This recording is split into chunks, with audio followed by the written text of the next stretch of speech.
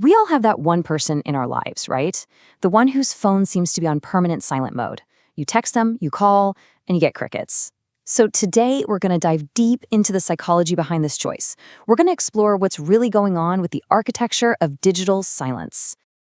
But let's start with a kind of provocative question, just to frame this whole conversation.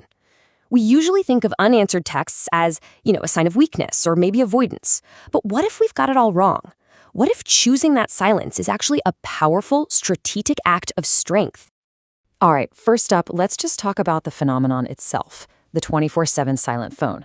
I mean, it's a super modern curiosity that a lot of us have bumped into, and honestly, from the outside looking in, it can be really, really confusing. Just take a second and think about it. I bet someone popped into your head right away. A friend, maybe a coworker, whose phone is just a black hole for messages. You send things out and they don't come back, at least not for a while. It's a weirdly common experience we all share now. And that experience, it usually leads to some pretty classic frustrations, doesn't it? You've got texts that just hang there, unanswered for hours, maybe even a whole day. You make that call you've labeled urgent and straight to voicemail.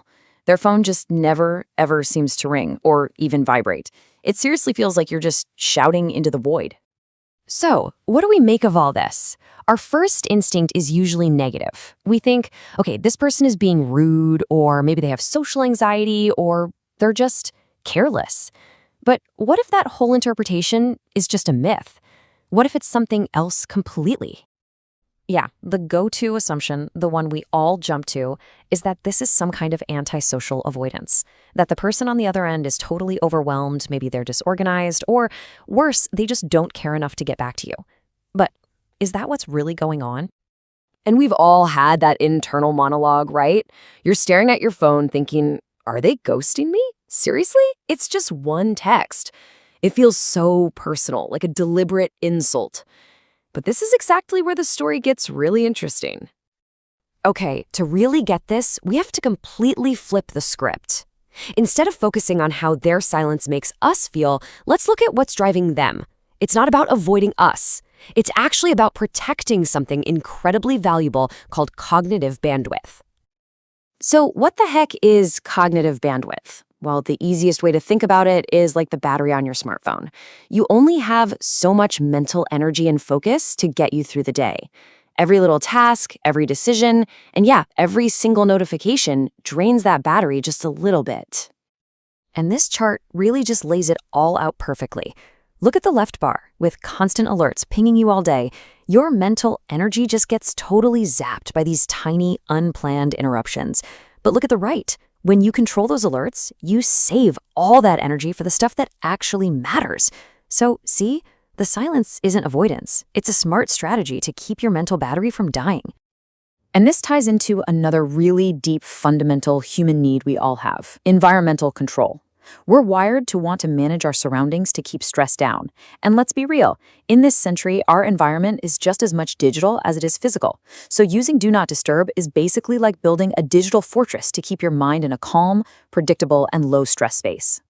Which brings us to the big aha moment, the central idea of this whole explainer. We need to reframe this entire thing. What we feel as a personal snub is actually a deliberate strategy. We need to stop seeing it as avoidance and start seeing it for what it is, a protective withdrawal. And this comparison just makes it crystal clear. On the left, you have the myth that the person is anxious, uncaring, or just disconnected.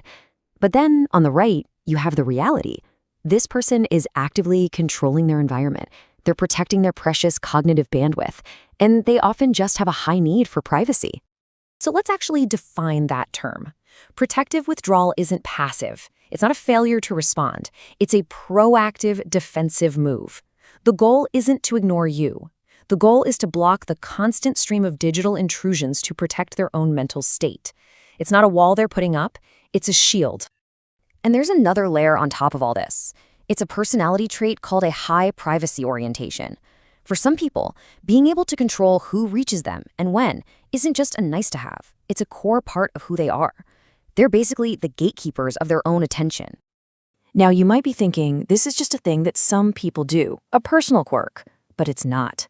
This behavior is actually part of a much bigger cultural shift.